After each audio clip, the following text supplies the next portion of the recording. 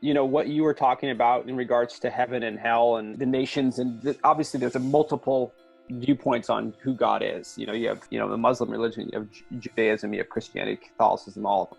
When God says, believe in me, is it just God in general, or God down a certain lane, down the Catholicism lane, down the Christianity lane? Who's right, who's wrong? Are we all right and we're all wrong? That's kind of my question. Well, that's a very good question. I mean, let's take a look at those three religions you mentioned. Islam and Judaism believe that only certain people have been chosen by God.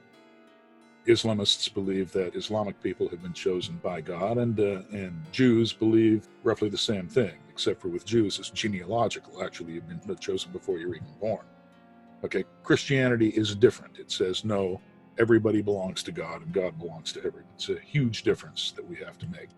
Now, as for whether God is equally conceived by all of these religions, technically that has to be the case, because there are certain approaches to God that are simply meaningless, and we have to try to approach God as a generic, generalized entity. Otherwise, God doesn't work. Okay? That's what we need to do.